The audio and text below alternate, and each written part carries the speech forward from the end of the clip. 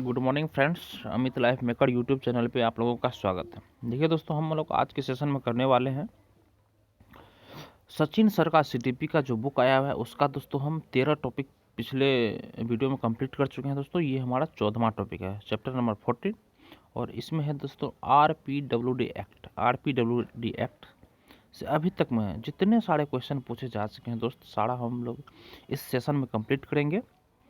और आप लोग मेरे वीडियो के साथ बने रहिए दोस्तों। और अगर आपको यह सेशन पसंद आता है तो लाइक ज़रूर कीजिए दोस्तों। तो देखिए दोस्तों, हम लोग स्टार्ट करते हैं।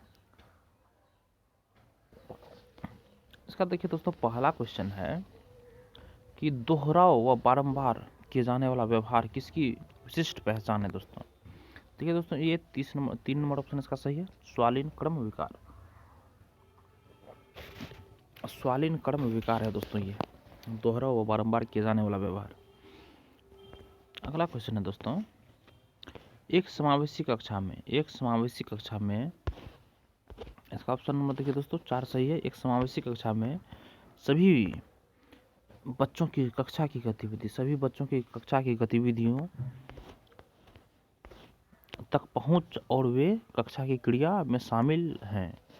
वो कक्षा क्रिया में दोस्तों शामिल है, ये सही होगा। 3 नंबर क्वेश्चन है दोस्तों, आमतौर पर सीखने की अक्षमता कठिनाइयों वाले बच्चों में दोस्तों देखिए 1 नंबर ऑप्शन सही है। एक जैसे दिखने वाले अक्षर और वर्ण को लेकर भ्रम होता है। एक जैसे दिखने वाले अक्षर और वर्ण को लेकर दोस्तों भ्रम होता है। अगला क्वेश्चन है दोस्तों,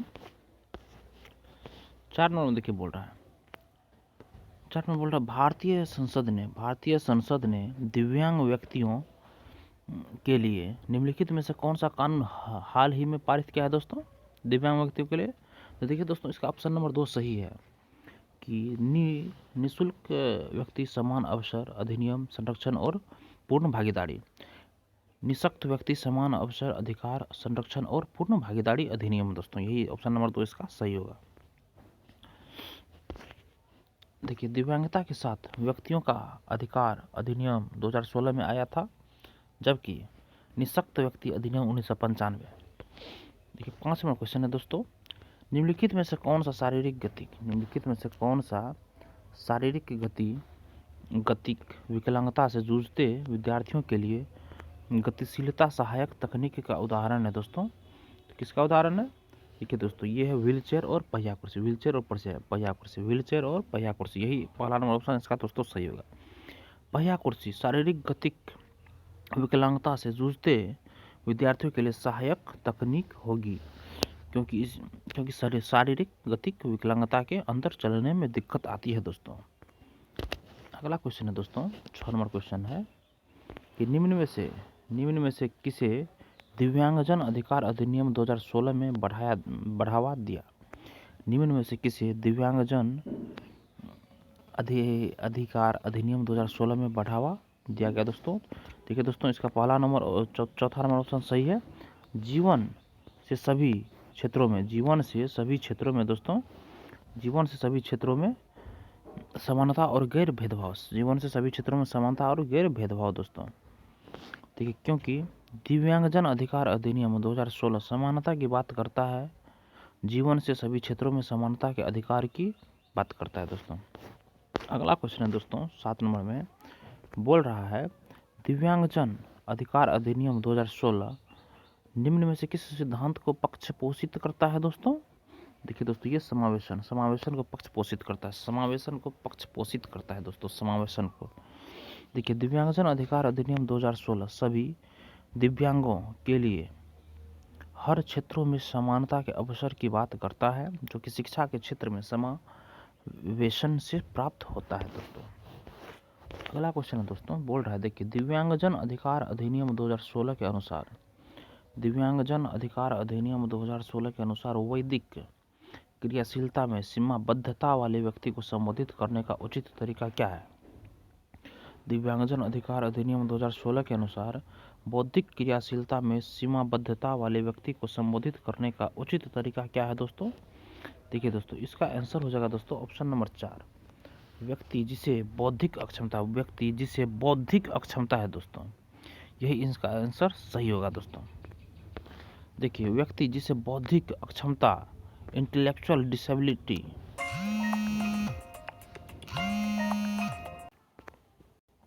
देखिए दोस्तों, व्यक्ति जिसे बौद्धिक अक्षमता, इंटेलेक्चुअल डिसेबिलिटी है, यह कथन दिव्यांगजन अधिकार अधिनियम 2016 के अनुसार बौद्धिक क्रियाशीलता में सीमाबद्धता वाले व्यक्ति को संबंधित करता है। तो ऑप्शन नंबर ये सही होगा दोस्तों।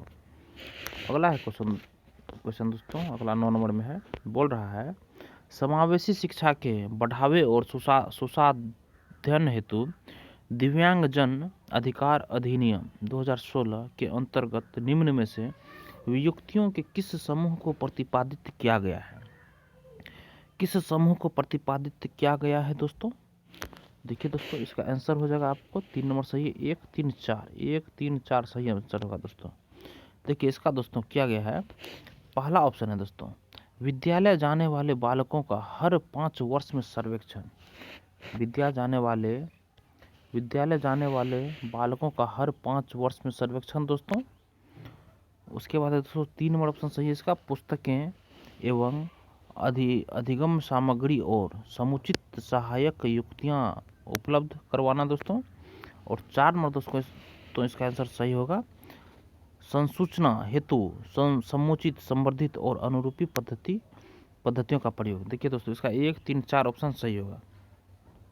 विद्यालय जाने वाले बालकों का हर 5 वर्ष में सर्वेक्षण करना, 3 में पुस्तकें, अधिगम सामग्री और समुचित सहायक युक्तियां उपलब्ध करवाना, और संसूचना हेतु समुचित, संवर्धित और अनुकल्पी पद्धतियों का उपयोग दोस्तों।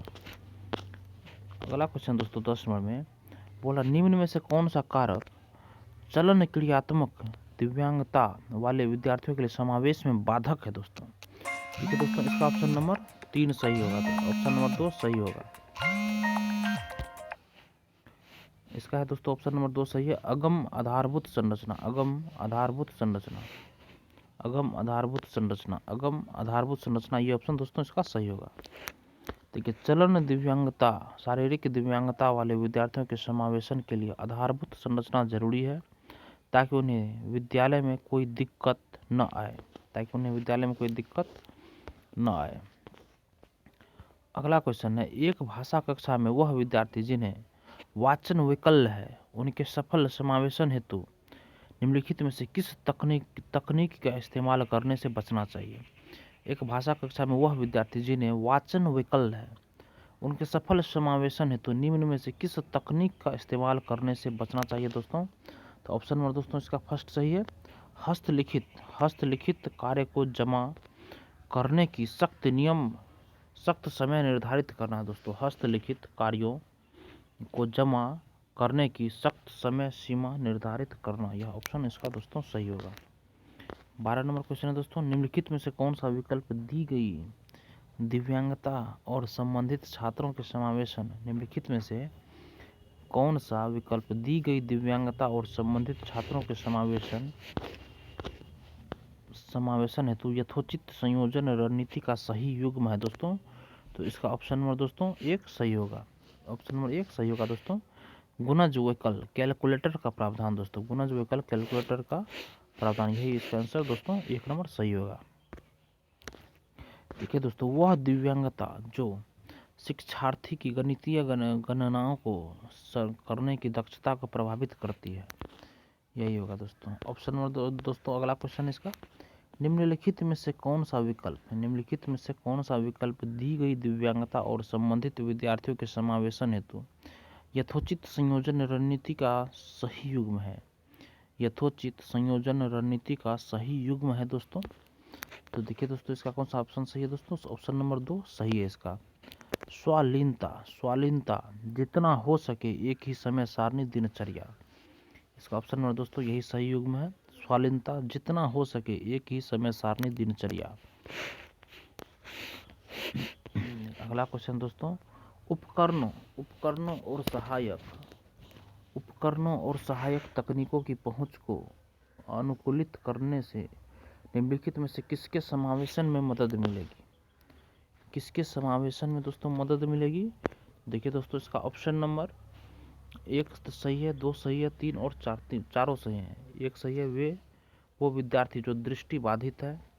दूसरा है वो विद्यार्थी जिन्हें ध्यान न्यूनता अति क्रियाशीलता विकार है। 3 में है दोस्तों वो विद्यार्थी जिन्हें परमस्तिष्कीय घात है। 4 में दोस्तों असाधारण प्रतिभा वाले छात्र। दोस्तों ये चारों ऑप्शन हमारा सही है दोस्तों, ऑप्शन नंबर 4 सही है। अगला क्वेश्चन देखिए दोस्तों, इसका सॉल्यूशन है उपकरणों और सहायक तकनीकी के प्रयोग से सभी विद्यार्थियों को सहायता मिलती है। उपकरणों और सहायक तकनीकी के प्रयोग से सभी विद्यार्थियों को सहायता मिलती है। अगला क्वेश्चन है दोस्तों, निम्नलिखित में से कौन सा विकल्प दी गई दिव्यांगता और संबंधित विद्यार्थियों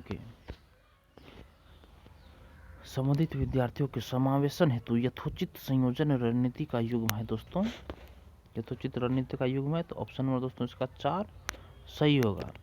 वाक कहानी, धैर्य दिखाना और प्रतिक्रिया देने के लिए पर्याप्त समय देना, यही ऑप्शन नंबर 4 सही है। वाक कहानी, धैर्य दिखाना और प्रतिक्रिया देने के लिए पर्याप्त समय देना, ऑप्शन नंबर 4 सही है। वाक कहानी स्पीच इम्पेयरमेंट एक वाक विकार है जिसमें किसी व्यक्ति को दूसरों के साथ संवाद करने के लिए आवश्यक वाक ध्वनियों का गठन करने में समस्या और प्रतिक्रिया देने के लिए पर्याप्त समय लगता है। अगला है दोस्तों देखिए, गतिक दिव्यांगता वाले विद्यार्थियों का सफल समावेशन सुनिश्चित करने के लिए निम्न में से किससे बचना महत्वपूर्ण है। दोस्तों गतिक दिव्यांगता वाले विद्यार्थियों का सफल समावेशन सुनिश्चित करने के लिए निम्न में से किससे बचना महत्वपूर्ण है। दोस्तों तो इसका ऑप्शन नंबर दोस्तों 1 देखिए सही है। ऊपरी मंजिल पर कक्षाओं, पुस्तकालय और प्रयोगशालाओं का आवंटन करना। ऊपरी मंजिल पर कक्षाओं, पुस्तकालयों और प्रयोगशालाओं का आवंटन करना। दोस्तों गतिक दिव्यांगता वाले विद्यार्थियों का सफल समावेशन के लिए सुलभ इमारतों की आवश्यकता है, जैसे भूतल, ग्राउंड फ्लोर पर कक्षाएं होनी चाहिए। 17 नंबर क्वेश्चन है दोस्तों, निम्न में से कौन सा युग्म विद्यार्थी व उनकी पहचान के गुणधर्म का सही मिलान है। समस्या समाधान में अनम्यता, ऑप्शन नंबर देखिए दोस्तों इसका 2 सही है। स्वालीन मतलब विद्यार्थी गतिक क्रियाओं का दोहराव। देखिए ऑटिज्म एक ऐसी स्थिति है जिसमें दोहराया जाने वाला व्यवहार, रिपीटेटिव बिहेवियर से व्यक्ति की संचार, कम्युनिकेट और सामाजिक क्षमताओं पर असर पड़ता है। अगला क्वेश्चन है दोस्तों, निम्नलिखित का मिलान कीजिए। इसका बोल रहा है दोस्तों मिलान करने के लिए, तो ऑप्शन नंबर देखिए दोस्तों इसका 4 सही होगा। इसमें बोल रहा है डिस्फेजिया क्या है दोस्तों, देखिए डिस्फेजिया दोस्तों 1 का 4 है दोस्तों। डिस्फेजिया हो गया आपको भाषाई विकार जो संप्रेषण कौशल और बोध की योग्यताओं को प्रभावित करता है। और उसके बाद है दोस्तों बी नंबर में डिस्प्रोक्सिया 1 नंबर सही है इसका दोस्तों। संतुलन, सूक्ष्म गत्यात्मक नियंत्रण और गति बोधक समन्वय वाले रोजमर्रा के कामों को करने में कठिनाई। दोस्तों उसके बाद दोस्तों है डिस्प्रोक्सिया सी नंबर है। डिस्कैलेक्सिया दोस्तों डिस्कैलेक्सिया इसका 3 नंबर ही ऑप्शन सही है। वह दिव्यांगता जो शिक्षार्थी की गणितीय गणनाओं को करने की दक्षता को प्रभावित करती है। उसके बाद है दोस्तों डिस्ग्राफिया का आंसर 2 होगा दोस्तों। वह दिव्यांगता जो संबद्धता के साथ लिखने की योग्यता को प्रभावित करती है। देखिए दोस्तों डिस्फेजिया लैंग्वेज डिसऑर्डर है दोस्तों, भाषा विकार। डिस्प्रेक्सिया मस्कस डिसऑर्डर, तंत्रिका संबंधी विकार है दोस्तों। और डिस्कैलेक्सिया कैलकुलेशन गणना विकार है दोस्तों। और डिस्ग्राफिया लेखन विकार है दोस्तों। अगला क्वेश्चन है दोस्तों, एक शिक्षिका अपनी कक्षा में दिव्यांग विद्यार्थियों के अधिगम के लिए प्रेरक परिवेश कैसे बन सकती है। एक शिक्षिका अपनी कक्षा में दिव्यांग विद्यार्थियों के अधिगम के लिए प्रेरक परिवेश कैसे बन सकती है दोस्तों, तो इसका ऑप्शन नंबर 4 सही है। पाठ्यचर्चा में उपयुक्त व यथोचित समायोजन करके। पाठ्यचर्चा में उपयुक्त व यथोचित समायोजन करके। यह ऑप्शन नंबर 4 सही होगा दोस्तों। देखिए सॉल्यूशन है दोस्तों, पाठ्यक्रम को लचीला एवं आवश्यकताओं के अनुरूप होना चाहिए, इससे बच्चे को सीखने का प्रेरक परिवेश मिलता है। अगला क्वेश्चन दोस्तों, अवधान न्यूनता अतिक्रियाशीलता विकार। अवधान न्यूनता अतिक्रियाशीलता विकार दोस्तों ADHD से जूझते विद्यार्थियों के बारे में निम्न में से क्या सही है दोस्तों? देखिए दोस्तों, इसका ऑप्शन नंबर 1 सही है। वे आवेगशीलता के निरंतर स्वरूप दर्शाते हैं। वे आवेगशीलता के निरंतर स्वरूप दर्शाते हैं। अगला क्वेश्चन है दोस्तों, देखिए attendance deficit hyper activity disorder बच्चे की उम्र के हिसाब से खराब एकाग्रता अवधि या कम ध्यान अवधि और या अति सक्रियता और अनुचित आवेगपूर्ण बर्ताव है जो कामकाज या विकास में बाधा उत्पन्न करता है। अगला क्वेश्चन है दोस्तों, पठन वैकल्य किस प्रकार की विकलांगता है? पठन वैकल्य किस प्रकार की विकलांगता है दोस्तों? तो अधिगम विशिष्ट दोस्तों प्रकार की विकलांगता है अधिगम विशिष्ट विकलांगता स्पेसिफिक लर्निंग डिसेबिलिटीज तीन प्रकार की होती है। एक होता है दोस्तों डिसलेक्सिया पठन विकार रीडिंग डिसऑर्डर, 2 में डिसग्राफिया लिखन विकार राइटिंग डिसऑर्डर, 3 में है डिसकैलकुलिया गणना विकार कैलकुलेशन डिसऑर्डर। अगला क्वेश्चन है दोस्तों, निम्नलिखित में से कौन सी विकलांगता मुख्य रूप से सामाजिक अंतःक्रियाओं और संप्रेषण में कठिनाई से संबंधित है दोस्तों? सामाजिक अंतःक्रियाओं और संप्रेषण में कठिनाई से संबंधित है दोस्तों। इसका ऑप्शन नंबर 2 सही है दोस्तों, स्वालीनता विकार दोस्तों स्वालीनता विकार। देखिए दोस्तों, इसका है एक ऐसी स्थिति ऑटिज्म एक ऐसी स्थिति है जिसमें दोहराया जाने वाला। अगला क्वेश्चन है दोस्तों, विषय वस्तु को पढ़ते समय अक्षरों और शब्दों को हटा देना, जोड़ देना और उनमें फेरबदल कर देना निम्न में से किससे सापेक्ष रूप से संबंधित है दोस्तों? तो पठन वैकल्य से संबंधित। पठन वैकल्य दोस्तों, विषय वस्तु को पढ़ते समय अक्षर और शब्द को हटा देना, जोड़ देना और उनमें फेरबदल कर देना निम्न में से किससे सापेक्ष रूप से संबंधित है? पठन वैकल्य से सापेक्ष रूप से संबंधित है। डिसलेक्सिया दोस्तों एक पठन विकार है रीडिंग डिसऑर्डर, यानी पढ़ते समय अर्थ ग्रहण न कर पाना। अगला क्वेश्चन है दोस्तों, निम्नलिखित में से कौन सी अधिगम अशक्तता किसी व्यक्ति के संतुलन, शारीरिक निपुणता और हाथ आंख सामंजस्य की क्षमता को प्रभावित करती है? किसको प्रभावित करती है दोस्तों? तो देखिए ऑप्शन नंबर 4 दोस्तों सही है इसका, गति समन्वय वैकल्य दोस्तों ऑप्शन नंबर 4 सही है। देखिए डिस्प्रैक्सिया व्यक्ति के संतुलन, शारीरिक निपुणता और हाथ आंख सामंजस्य क्षमता को प्रभावित करती है दोस्तों। अगला क्वेश्चन है दोस्तों, निम्नलिखित में से कौन सी अधिगम अशक्तता वाले छात्र की विशिष्ट विशेषता है दोस्तों? निम्नलिखित में से कौन सी अधिगम अशक्तता वाले छात्र की विशिष्ट विशेषताएं हैं? ऑप्शन नंबर दोस्तों देखिए 1 सही है दोस्तों, पढ़ने में शब्दों या पंक्तियों को छोड़ देता है। पढ़ने में शब्दों या पंक्तियों को छोड़ देता है। दूसरा है वर्तनी में गलती करता है। और तीसरा है दोस्तों ठीक से नहीं पढ़ता।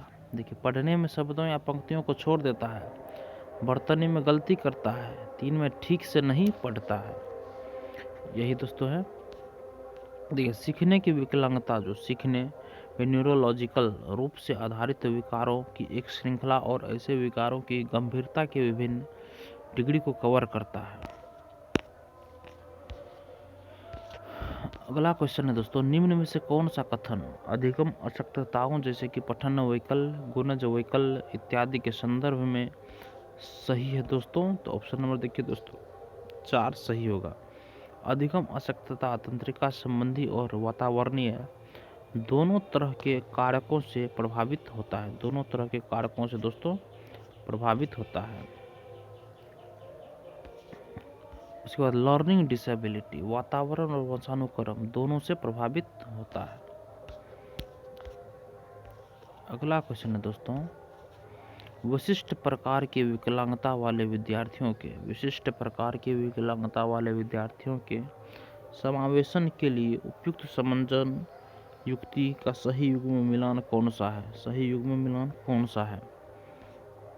तो ऑप्शन नंबर 1 इसका सही है दोस्तों, अधिगम कठिनाई कार्य पूरे कर पाने के लिए अतिरिक्त समय। अधिगम कठिनाई कार्य पूरे कर पाने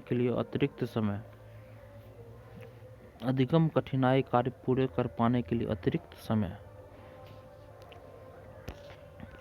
सॉल्यूशन दोस्तों इसका, विशिष्ट सीखने की अक्षमता वाले छात्रों को पढ़ने, लिखने या गणित में कठिनाई हो सकती है दोस्तों। अगला क्वेश्चन दोस्तों, एक ऐसे विद्यार्थी जिसे दृष्टि बाधिता है और विशिष्ट जरूरतों के लिए एक शिक्षक को, देखिए एक विद्यार्थी जिसे दृष्टि बाधिता है कि विशिष्ट जरूरतों के लिए एक शिक्षक को, तो ऑप्शन में दोस्तों इसका देखिए 2 सही है। कई प्रकार की स्पर्शीय और हस्त कौशल सामग्री का उपयोग करना चाहिए। कई प्रकार की स्पर्शीय और हस्त कौशल सामग्री का उपयोग करना चाहिए।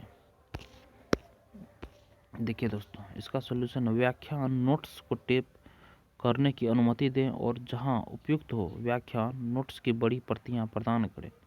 कक्षा सामग्री की बड़ी प्रिंट प्रतियां फोटोकॉपियर पर बड़ा करके उपलब्ध कराएं। हस्त कौशल सामग्री का उपयोग करना चाहिए। अगला क्वेश्चन है दोस्तों, निम्न में से कौन से शिक्षा शास्त्रीय प्रावधान एक विद्यार्थी जैसे गतिमान दिव्यांगता की जरूरतों के अनुकूल उपयुक्त समायोजन है दोस्तों? तो ऑप्शन नंबर 4 सही होगा। 1, 2, 3 तीनों सही है दोस्तों। बाधा मुक्त, एक में दोस्तों बाधा मुक्त वातावरण को सुनिश्चित करना, ये सही है।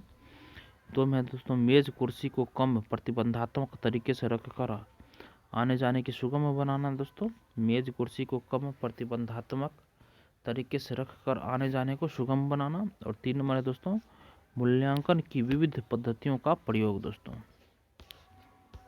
देखिए गतिमान दिव्यांगता से तात्पर्य किसी व्यक्ति की मांसपेशियों और या तंत्रिका तंत्र की पीड़ा के परिणाम स्वरूप स्वयं की गति और वस्तुओं के कौशल से जुड़ी विशिष्ट गतिविधियों को निष्पादित करने में असमर्थता से है दोस्तों। अगला क्वेश्चन दोस्तों, सामान्य विद्यालयों में दिव्यांग विद्यार्थियों के समावेशन हेतु निम्न में से कौन सा प्रावधान दिव्यांगजन अधिकार अधिनियम 2016 के प्रतिकूल है दोस्तों?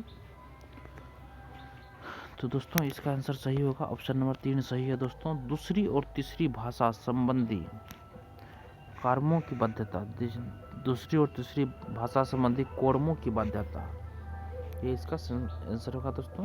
अगला क्वेश्चन है, देखिए इसका RPWD के अनुसार पाठ्यक्रम लचीला एवं व्यक्तिगत विभिन्नताओं के अनुसार होना चाहिए। देखिए दोस्तों इसका सॉल्यूशन है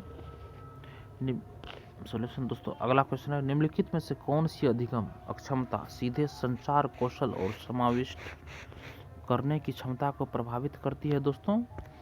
तो इसका ऑप्शन नंबर 4 सही होगा। गति समन्वय वैकल्य दोस्तों। देखिए डिस्फेजिया एक वाक और भाषा विकार है जो वाणी द्वारा व्यक्त करने, लिखने या संवाद करने के लिए संकेतों का उपयोग करने की क्षमता में हानि है। बोली जाने वाली या लिखित भाषा की समझ की क्षमता भी छीन होती है दोस्तों। अगला क्वेश्चन है और दोस्तों लास्ट क्वेश्चन है आज के सेट का। देखिए सीखने की अक्षमता वाले छात्रों के लिए निम्नलिखित में से कौन सा उचित समावेशन है दोस्तों? तो ऑप्शन दोस्तों इसका 4 नंबर ऑप्शन सही है, अधिमान में बैठने की व्यवस्था करना, आंसर 4। देखिए विशेष आवश्यकताओं वाले छात्र को मुख्य प्रवाह शिक्षा धारा में पढ़ाया जाता है और प्रत्येक छात्र की पूर्ण भागीदारी के लिए सभी अवरोधों को हटाने की वचनबद्धता होती है। ठीक है दोस्तों, हमारा ये सेट खत्म हुआ दोस्तों, चैप्टर नंबर 13 खत्म हो गया। और अब दोस्तों कल करेंगे इसका RPWD एक्ट जो हुआ था दोस्तों, उसका कुछ जो थ्योरी है वो थ्योरी को कल के सेशन में कंप्लीट करेंगे दोस्तों। जो अभी तक मेरे पिछले वाले वीडियो को अभी तक नहीं देखे, क्योंकि देखिए दोस्तों अब ये बुक ख़त्म होने ही वाली है, तो उस मेरे प्लेलिस्ट में जाके इस वीडियो को बार बार देखिए दोस्तों। आपका CDP जो है ना 30 मार्क में 30 मार्क आप यह पढ़ के ला सकते हैं दोस्तों। और अगर आपको यह वीडियो पसंद आई हो दोस्तों तो वीडियो को लाइक कीजिए और किसी एक ग्रुप में इस वीडियो को शेयर ज़रूर कीजिए दोस्तों। वीडियो देखने के लिए धन्यवाद दोस्तों।